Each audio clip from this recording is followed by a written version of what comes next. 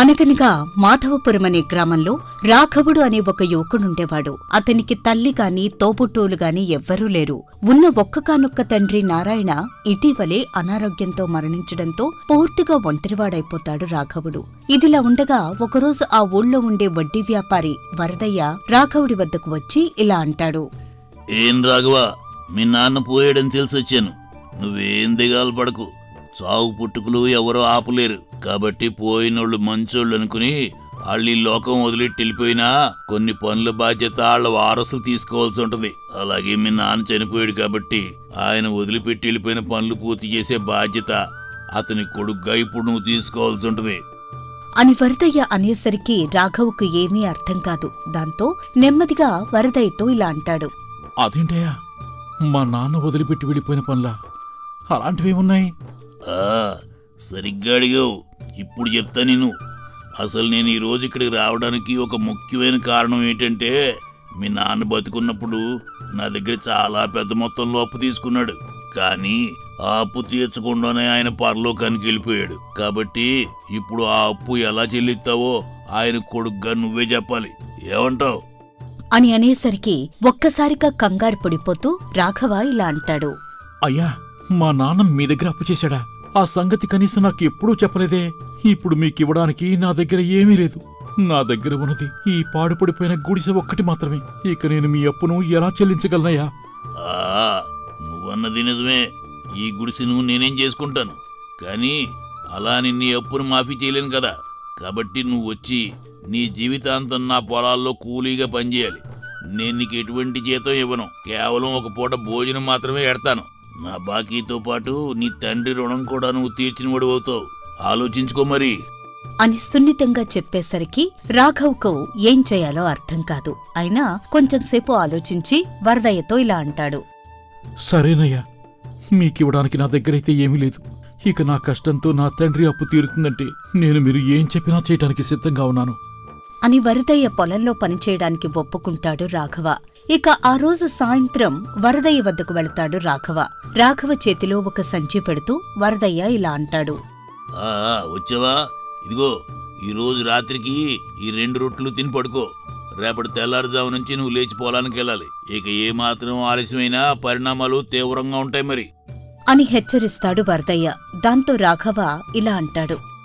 లేదయ్యా, మీరు చెప్పినట్టు సూర్యోదయం కాకముందే నేను పొలానికి చేరుకుని పనులు ప్రారంభిస్తాను అని ఆ రోజు నుండి ఒళ్ళు దాచుకోకుండా వరదయ్య పొలంలో కష్టపడి పనిచేస్తూ ఉంటాడు రాఘవ. అలా కొన్ని రోజులు, వారాలు, సంవత్సరాలు గడిచిపోతాయి. రోజురోజుకి వరదయ్య ఆగడాలు కూడా పెరిగిపోతూ ఉంటాయి. అసలు రాఘవను ఒక మనిషిలా చుట్టవే మానేస్తాడు. రోజూ అతనికి కొంచెం భోజనం పెట్టి ఒక జంతువులా శ్రమ పెట్టేవాడు. కాని రాఘవ ఒక్క మాట కూడా మాట్లాడకుండా అక్కడే ఉండి పనిచేసుకుంటూ ఉండేవాడు. ఎందుకంటే అతనికి లోకంలో ఎవ్వరూ లేరు. కాని ఒకరోజు ఉదయం ఆలస్యంగా లేచిన రాఘవ కంగారుగా, అయ్యో, ఈరోజు నిద్ర లేవటం ఆలస్యమైంది. వెంటనే బయలుదేరి పొలానికెళ్ళాలి. ఈ సంగతి గాని మా యజమానికి తెలిసిందంటే నన్ను తీవ్రంగా శిక్షిస్తాడు అంటూ వేగంగా పొలానికి పరిగెడతాడు. అయితే అప్పటికే అక్కడికి చేరుకున్న వరదయ్య ఆలస్యంగా పొలానికి వచ్చిన రాఘవను చూసి ఆగ్రహంతో ఊగిపోతూ, ఏ రాఘవా, ఎంత ధైర్యం రా నీకు? నేనింతగా చెప్పినా నువ్వు ఈ రోజు ఆలస్యంగా వస్తావా? అసలు నీకు నా మాట అంటే లెక్కలేదురా. అయ్యా, నన్ను క్షమించండియా. రాత్రి నేను చాలా వరకు పనిచేశాను. పైగా ఈ రోజు నాకు ఒంట్లో కూడా బాగలేదు. అందుకే కాస్త ఆలస్యమైందయ్యా. ఇకపై ఇలాంటి తప్పు జరగదు. ఈ ఒక్కసారికి నన్ను మన్నించండియా అని వేడుకుంటాడు రాఘవ. అయితే ఆ మాటలకు ఏమాత్రం కరగని వరదయ్య చాలా కర్కశంగా ఇలా అంటాడు. ఈ ఒక్కసారికి నేను చెమితే మరోసారి అదే తప్పు చేస్తావు. అంటే నువ్వు ఇంట్లో ఉండి విశ్రాంతి తీసుకుంటుంటే నేనొచ్చి పొలంలో కష్టపడాలా? నీ సంగతిలా కాదు. 4 తగిలితే మరోసారి ఇలాంటి తప్పు చేయకుండా ఉంటావు అని కోపంతో రగిలిపోతూ తన చేతిలో ఉన్న కర్రతో రాఘవను చితకబాదుతాడు వరదయ్య. అయితే ఆ దెబ్బలు కొంతసేపు ఓర్చుకున్న రాఘవ ఇక సహనం కోల్పోయి వరదయ్యపై ఎదురు తిరిగి ఇలా అంటాడు. ఇక చాలయ్యా, ఎంతని కొడతారు నన్ను? రాత్రంతా మీరు పని చేయించారు కాబట్టి ఆలస్యమైంది. దీనిలో నా తప్పేంటి? అయినా ఇంతకాలంగా మీరు చెప్పిందంతా చేస్తూనే ఉన్నాను కదా. ఆహా, ఏటి అంటే ఇప్పుడు నువ్వు నాతో వాదిస్తావా? అయితే నువ్వు ఒకటి గుర్తుపెట్టుకో. నీ తల్లిదండ్రులను పోగొట్టుకుని నీకు ఇంతకాలం నేనే తిండెడుతూ వచ్చాను. ఇప్పుడు నాతో గొడవడితే ఈదిని పడతావు, జాగ్రత్త. నాకేం ఊరికే తిండి పెట్టారా? నా చేత గొడ్డులా పనిచేయించి కొంత ముద్ద పడేశారు. ఈ పాటి తిండి నా కష్టానికి ఎక్కడైనా దొరుకుతుంది. ఓ అలాగా, సరే అయితే నువ్వు వెంటనే నా పొలం నుండి బయటికి పో అని అనడంతో రాఘవ బాధపడుతూ అక్కడి నుండి వచ్చేస్తాడు. అలా నడుచుకుంటూ ఏ దిక్కు లేని అతను ఒక అడవిలోకి వెళ్తాడు. అయితే అడవిలో ఏదో ఒక శబ్దం వినపడడంతో భయపడిపోతూ తనలో తాను ఇలా అనుకుంటాడు. ఏంటి, నాకు తెలియకుండానే నేను ఈ అడవిలోకి వచ్చేశాను. ఇది చూడటానికి చాలా భయంకరంగా ఉంది. అయినా సరే నేనింకా వెనక్కి తిరిగి వెళ్ళను. ఏంటి శబ్దం చాలా వింతగా ఉంది. ఆ పొదల మాటన ఏదో జంతువు దాగున్నట్టుంది అని భయపడుతూ అటు చూస్తాడు. ఇంతలో ఆ పొదలో నుండి ఒక జింక బయటికి వస్తుంది. దాంతో ఊపిరి పీల్చుకున్న రాఘవ, ఓ నువ్వా? నేనింకా ఏపులో వచ్చిందనుకున్నాను. నువ్వు ఒక్క క్షణం నన్ను భయపెట్టేశావు కదా. రా ఇట్రా అని ఆ జింకను చేరతీస్తూ ఉండగా అటుగా దాన్ని వెతుక్కుంటూ ఒక సాధువు వస్తాడు. జింకతో ఉన్న రాఘవను చూసి, ఎవరు నాయనా నువ్వు? ఇక్కడెందుకున్నావు? ఈ అడవిలో ఒంటరిగా ఎందుకొచ్చావు? అని అడగడంతో రాఘవ తనకు జరిగిన అన్యాయం మొత్తం ఆ సాధువుకు వివరించి అతనితో ఇలా అంటాడు. అలా దిక్కుతోచగా ఇక్కడికొచ్చాను స్వామి. ఇప్పుడు నాకు ఎటు వెళ్లాలో కూడా తెలియటం లేదు. పైగా చాలా ఆకలిగా ఉంది. మీ దగ్గర తినడానికి ఏమైనా ఉంటే ఇస్తారా? అని అనడంతో సాధువు అతన్ని ఆ దగ్గర్లో ఉన్న ఒక పర్ణశాలకు తీసుకువెళ్లి ఇలా అంటాడు. సరే నాయనా, నీ కష్టాలు తీరే మార్గం తర్వాత చెబుతాను. ముందుగా పర్ణశాలలోకి వెళ్ళి అక్కడ ఒక పండు తీసుకునిరా. అది తింటే నీ ఆకలి తీరుతుంది అని చెప్పడంతో రాఘవ ఆ పండు తెచ్చుకుని తింటాడు. తర్వాత సాధువు వంక చూసి సంతృప్తిగా నవ్వుతాడు. దాంతో సాధువు ఇలా అంటాడు. సరే, ఇక నీ ఆకలి తీరినట్టుందిగా. ఇప్పుడొకసారి నీ చెయ్యి చూపించు. నీ కష్టాలు పోయే మార్గం చెబుతాను అని రాఘవ చేతిని తీసుకుని తీక్షణంగా పరీక్షించి ఆశ్చర్యపోతూ ఇలా అంటాడు. అరే, ఇలాంటి రేఖలు నేను మహారాజుల చేతుల్లో చూశాను. నువ్వు భాగ్యవంతుడివి పెట్టా. నీకు త్వరలోనే మంచి అదృష్టం కలుగుతుంది. దాంతో రాఘవ అనుమానంతో నవ్వుతూ, స్వామి, ఇదేలా సాధ్యం? నా జీవితమంతా కష్టాలమయమే. నా తల్లిదండ్రులను పోగొట్టుకున్నాను. ఆ వడ్డీ వ్యాపారి దగ్గర ఎన్నో తిట్లు అవమానాలు భరించాను. అలాంటిది నా చేతిలో రేఖలు మహారాజులువా? నమ్మశక్యంగా లేదు స్వామి. నాయనా, ఇంతకాలం నువ్వెలా బ్రతికినా అది నీ కర్మఫలం. నా జ్యోతిష్యం ఎప్పుడూ తప్పలేదు. ఇక నుండి నీకన్నీ మంచి రోజులే. త్వరలో నీకు రాజయోగం పట్టనుంది. నువ్విదిగో ఇక్కడి నుంచి బయలుదేరి ఇలా పశ్చిమ దిశలోకి వెళ్ళు. ఇక ఈ పండ్లు నీ ప్రయాణంలో ఉపయోగపడతాయి. నీ దగ్గరుంచు అని రాఘవకు ధైర్యం చెప్పి అతనికి మార్గమధ్యలో తినడానికి మరికొన్ని పండ్లిచ్చి పంపిస్తాడు ఆ సాధువు. దాంతో రాఘవ అతని వద్ద సెలవు తీసుకుని రాజధాని నగరం చేరుకుని అక్కడ ఒక మిఠాయి కొట్టు వద్దకు వెళ్లి చూస్తూ ఉంటే ఆ దుకాణం యజమాని రాఘవను చూసి ఇలా అంటాడు. ఒరే బాబూ, ఏం కావాలి నీకు? అలా చూస్తున్నావు?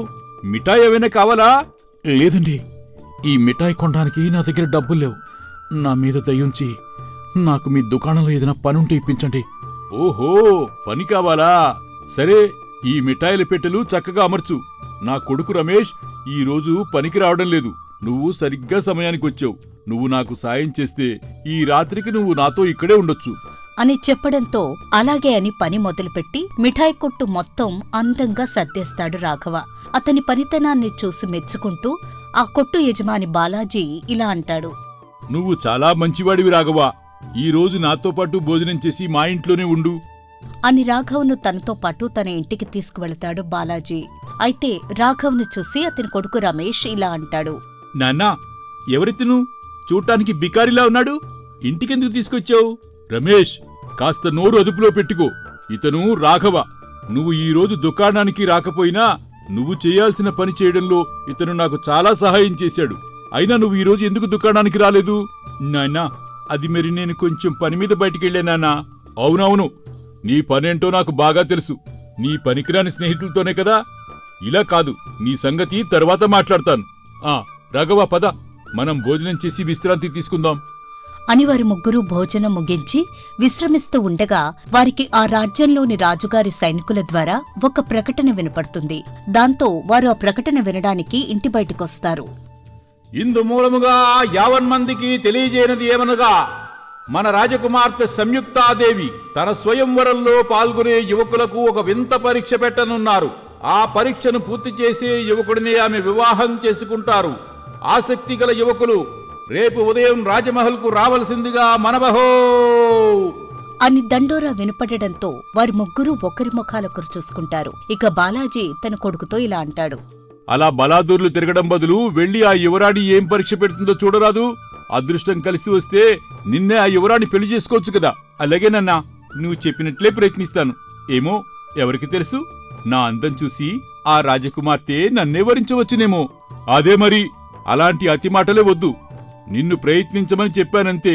రాఘవా, నువ్వు కూడా వీడితో వెళ్ళి అక్కడ ఏదైనా ఉద్యోగం దొరుకుతుందేమో ప్రయత్నించు. అలాగేనండి, తప్పకుండా వెళ్తాను అని మరుసటి రోజు రమేష్తో కలిసి రాఘవ కూడా యువరాణి స్వయంవరం జరుగుతున్న చోటికి వెళతాడు. ఇక అక్కడికి వచ్చిన యువకులందర్నీ చూస్తూ యువరాణి సంయుక్త ఇలా అంటుంది. ఇప్పుడు నేను పెట్టబోయే పరీక్షలో నెగ్గిన యువకుణ్ణి నేను పెళ్లి చేసుకోబోతున్నాను. కాబట్టి మీరందరూ నేను పెట్టబోయే పరీక్షకు సిద్ధమే కదా అని అడగడంతో అక్కడికి వచ్చిన యువకులందరూ ఆ యువరాణి ఏం పరీక్ష పెడుతుందోనని ఆసక్తిగా ఎదురుచూస్తూ ఉంటారు. ఇక ఆ యువరాణి అందాన్ని చూస్తూ రాఘవ అలాగే ఉండిపోతాడు. ఇంతలో సింహం యువరాణి ముందుకు వచ్చి నిల్చుంటుంది. చూశారు కదా, ఇది నా పెంపుడు సింహం. ఈ రాజ్యంలోనే భయంకరమైనది నా సింహం. ఇక మీలో ఎవరైతే ఈ సింహాన్ని గాయపరచకుండా దాన్ని ఓడించి దాని మోకాళ్లపై కూర్చోబెట్టగలుగుతారో అతన్నే నేను పెళ్లి చేసుకుంటాను అని యువరాణి చెప్పడంతో ఆ సింహాన్ని చూసి అక్కడ ఉన్న జనం అందరిలో భయాందోళనలు మొదలవుతాయి. దాంతో వారిలో వారు గుసగుసలాడటం మొదలు పెడతారు. ఇక రమేష్ ఆ సింహాన్ని చూసి రాఘవతో ఇలా అంటాడు. ఏంటో, పరీక్ష అంటే ఏంటో అనుకున్నాను. ఇలా మన ప్రాణాలతో ఈ యువరాణి చెలగాటమాడుతుందని నేను అనుకోలేదు. నాకు ఈ పెళ్లి కన్నా నా ప్రాణమే ముఖ్యం. నేను ఈ పోటీలో పాల్గొనను. వెంటనే ఇక్కడి నుంచి వెళ్ళిపోతాను అంటూ అక్కడి నుండి నెమ్మదిగా జారుకుంటాడు రమేష్. అలాగే చాలా మంది యువకులు ఆ సింహంతో పోరాడటం ఇష్టం లేక అక్కడి నుండి వెళ్లిపోతారు. అయితే రాఘవ మాత్రం ఆ యువరాణిని చూసి మోహితుడై తనలో తాను ఇలా అనుకుంటాడు. ఇంత అందమైన యువరాణి కోసం నేనొకసారి ప్రయత్నిస్తాను. నా షరతు విని వచ్చిన యువకులందరూ వెళ్లిపోయినా నువ్వు మాత్రం ఇంకా ఇక్కడే ఉన్నా? నీకు ప్రాణం మీద ప్రేమ లేదా? రాకుమారి, ప్రాణానికి విలువ తెలియని జీవితం నాది. అందుకే ఒక్కసారి ప్రయత్నిస్తాను అని అంటూ ఉండగా ఆ సింహం రాఘవ ముందుకు దూకుతుంది. అయితే ఆ సింహం కాలికి గాయం ఉండటం గమనించిన రాఘవ, ఈ సింహం కాలికి గాయమైంది, అందుకే ఇది చాలా కోపంగా ఉంది అని అనుకుంటూ ఉండగా ఆ సింహం మరింత ముందుకు వస్తుంది. దాంతో రాఘవ చాలా మృదువుగా ఆ సింహంతో ఇలా అంటాడు. ఓ మిత్రమా, నీకెందుకంత కోపం? నేను నీకేమాత్రం హాని చేయను. కొంచెం శాంతించు అని అనగానే ఆ సింహం కొంచెం వెనక్కి తగ్గుతుంది. దాంతో రాఘవ, మిత్రమా, నేను నిన్ను నీ అడవికి తిరిగి తీసుకువెళ్తాను. నాతో స్నేహం చేస్తావా? కొంచెం నా మాట విని నీ మోకాళ్ళ మీద కూర్చోవచ్చు కదా. అలా అతను ఆ సింహంతో మాట్లాడడం చూసి అందరూ ఆశ్చర్యపోతారు. ఇక సింహం ఎట్టకేలకు మోకాళ్ల మీద కూర్చుంటుంది. అది చూసి యువరాణి ఇలా అంటుంది. ఓ యువకుడా, నువ్వు నా పరీక్షలో నెగ్గావు. నీలో ధైర్యమే కాదు, జాలి కూడా ఉంది సుమా. అందుకే నువ్వు ఆ సింహం బాధను అర్థం చేసుకోగలిగావు. ఇక నీతో వివాహానికి నాకు ఎటువంటి అభ్యంతరమూ లేదు అని చెప్పడంతో రాఘవకు యువరాణికి ఘనంగా వివాహం జరగడంతో పాటు ఆ దేశానికి రాజవుతాడు రాఘవుడు. అలా ఆ సాధువు చెప్పిన మాటలు నిజమవుతాయి. ఇక ఎన్నో కష్టాల తర్వాత రాజయోగం పట్టిన రాఘవుడు ఆ రోజు నుంచి ఆ యువరాణితో కలిసి చాలా సంతోషంగా జీవిస్తాడు.